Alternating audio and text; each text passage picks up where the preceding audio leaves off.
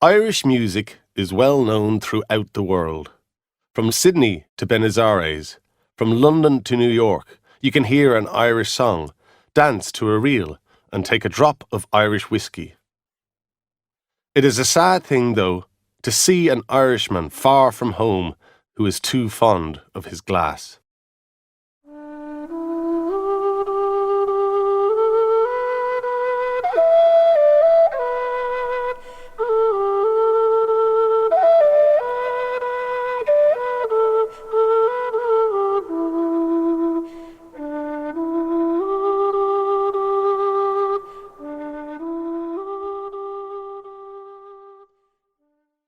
My name is Michael Coleman, and they say I am the finest fiddler that ever lived.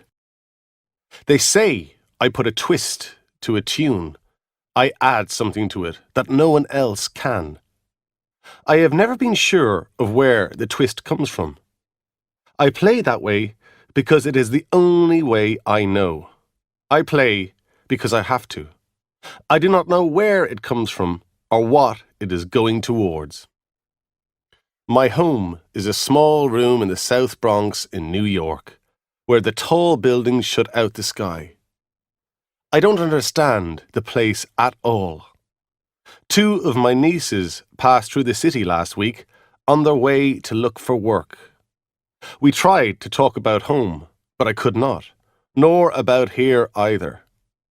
I picked up the fiddle and played a couple of tunes. And then there was no distance between me and them or the Bronx or Killaville in Ireland where I was born. That's what I have been able to do all my life. I could talk to you forever and still say less than you'd hear from the first few seconds of a tune called Lord Mcdonald.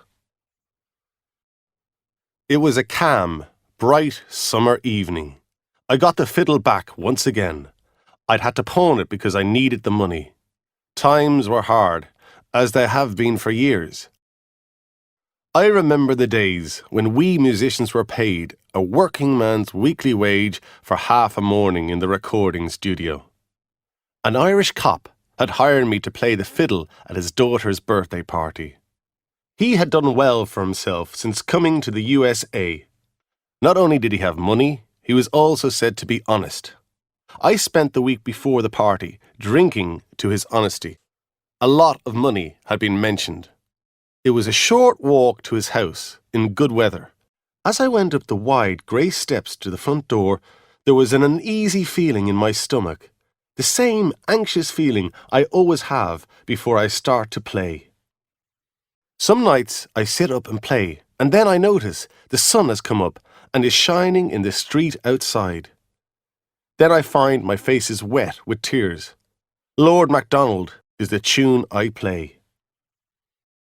I knocked at the cop's door, and a beautiful young woman in a blue dress opened it.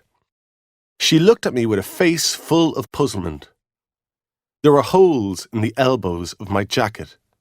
Nothing was said for a while. "I'm Michael Coleman, the fiddler. I'm here to play at the birthday party." The girl still said nothing, only looked me up and down for a few more moments. Then she turned and ran back inside. I still remember the face of that cop. It was the face of a man who'd take terrible offence if you weren't enjoying yourself enough at his father's funeral party. A big man, nearly 2 meters tall, still the colour of a man who spent many a long summer working on the farm, in a good suit and expensive shoes.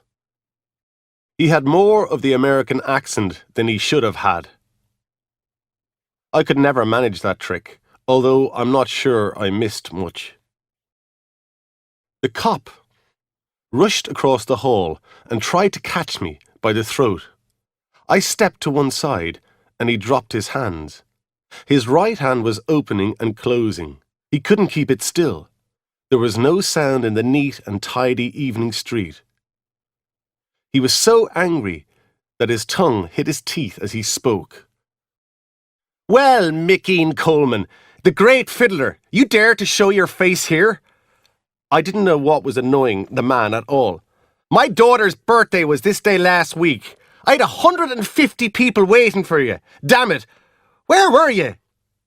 It's bad when you start making that sort of mistake. I really needed the money he'd have paid me. Well, Coleman, where were ye? I made a mistake. I thought it was today I was supposed to be here. He banged his hand on the wall by the door. The man was nearly dancing with temper. There were a pair of young women standing in the hall behind him now. They were laughing at his shouting, and that was making him even angrier.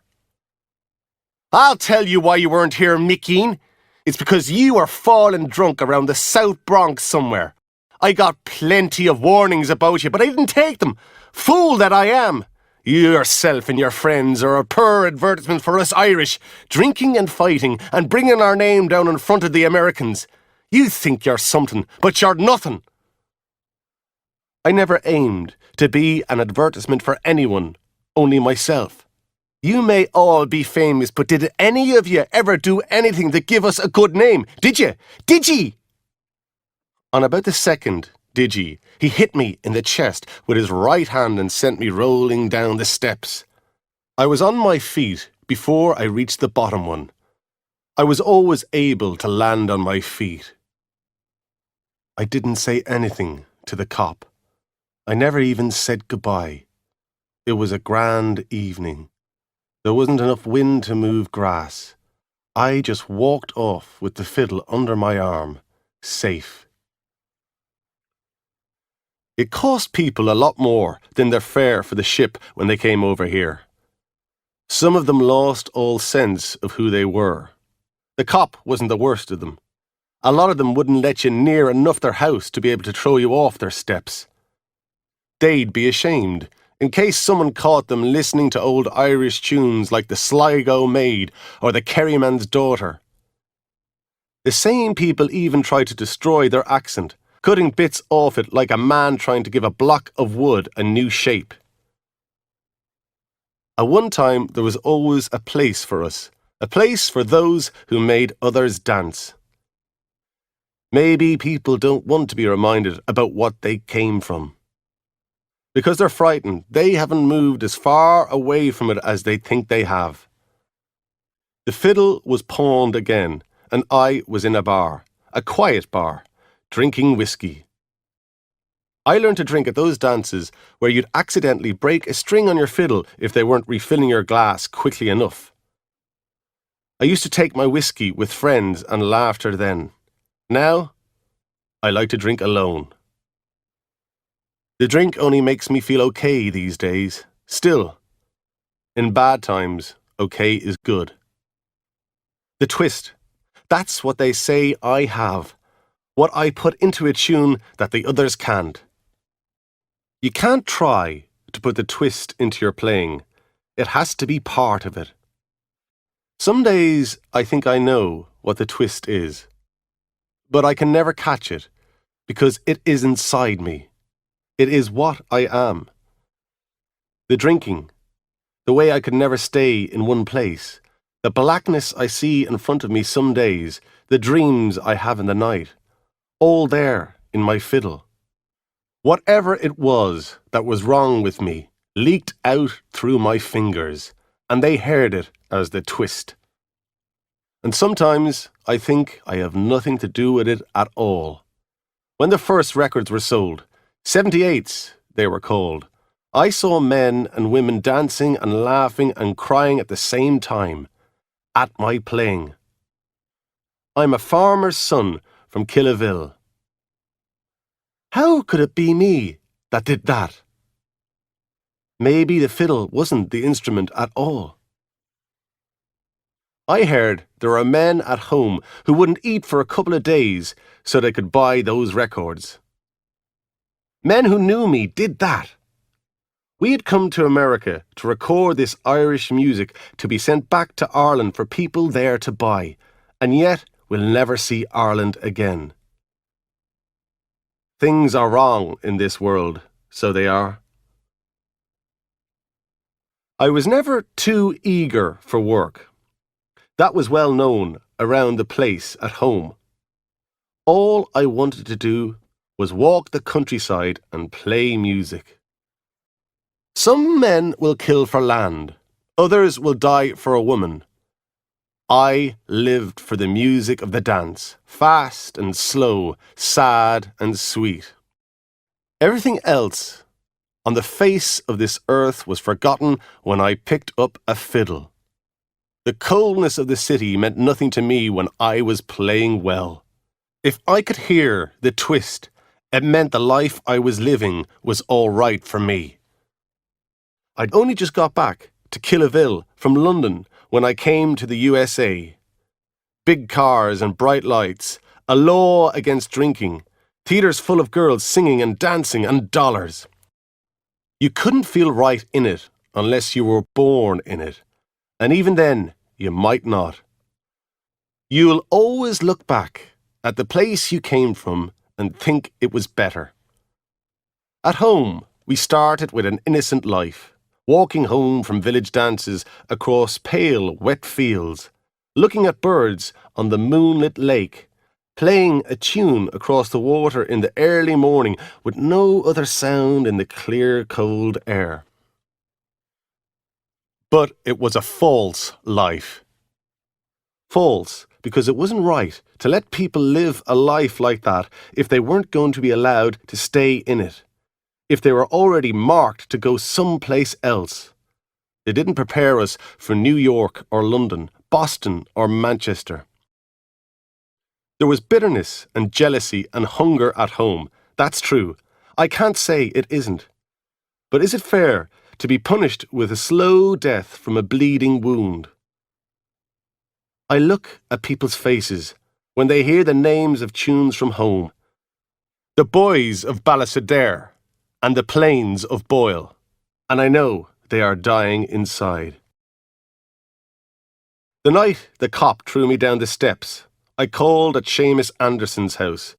I was full of whiskey, but I knew he had a fiddle in the house. I wanted to sit up and play music all night. I needed to feel that moment in the back of my head when I would know I'd got there.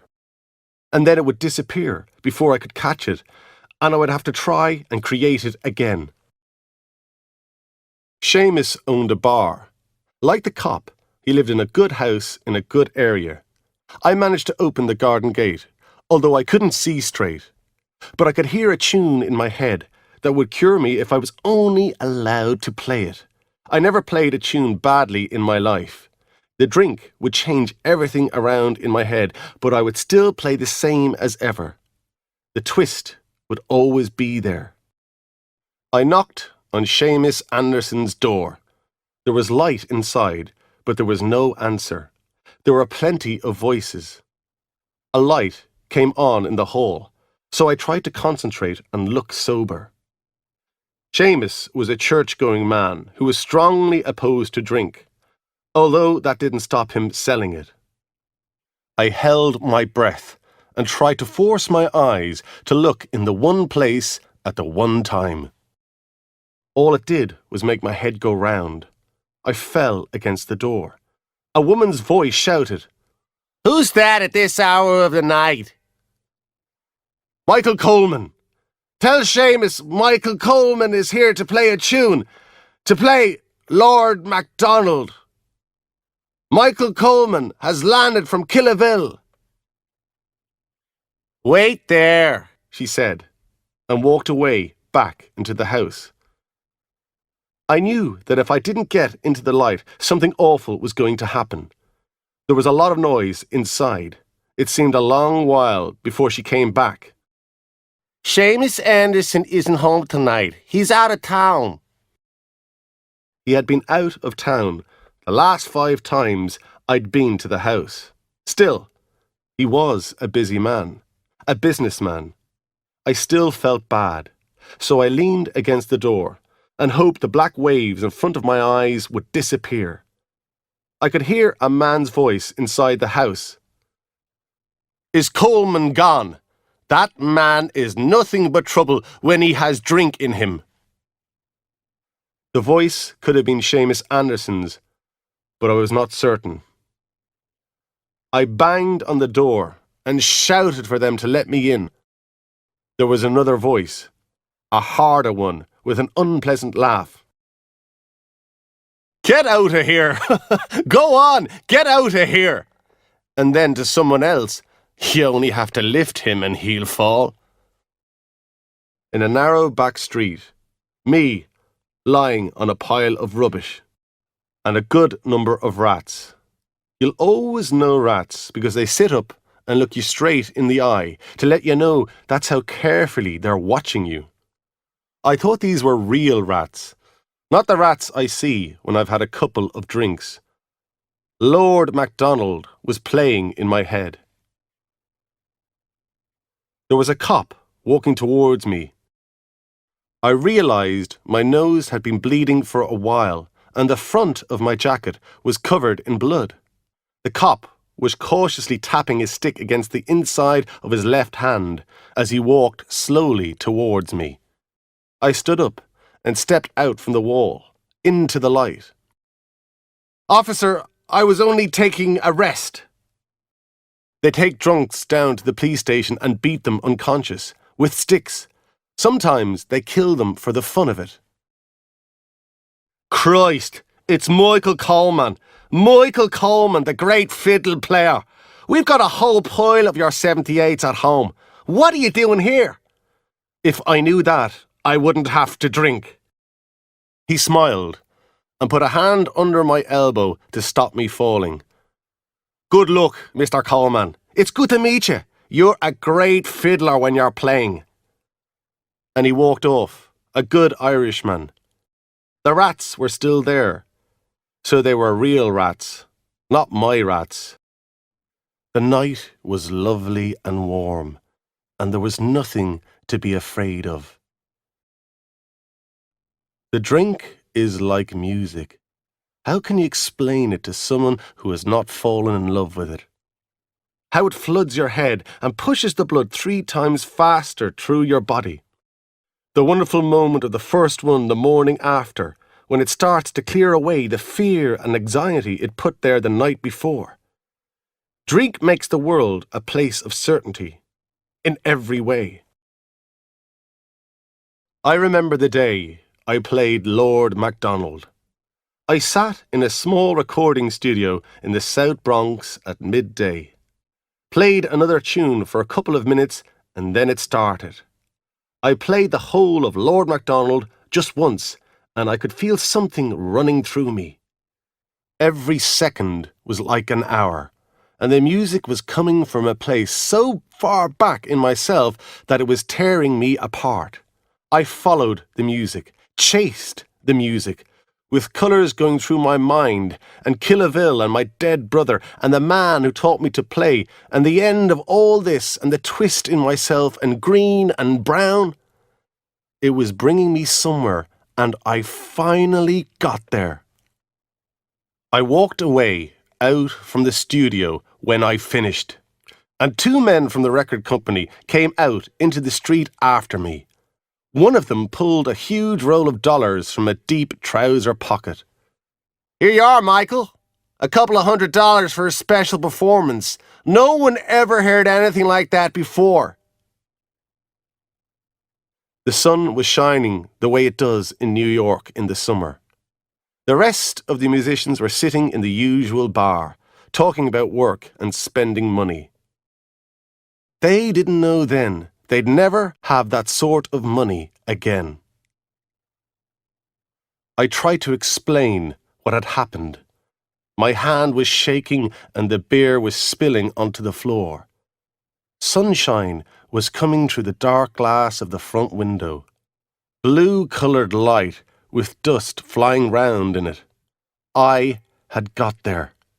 I looked at my fingers and said there would be so many more tunes that I would play like this. But it never came again. Not that way. There was just that one day before it all finished for me. Lord Mcdonald was the tune. My name is Michael Coleman, and they say I'm the finest fiddler that ever lived.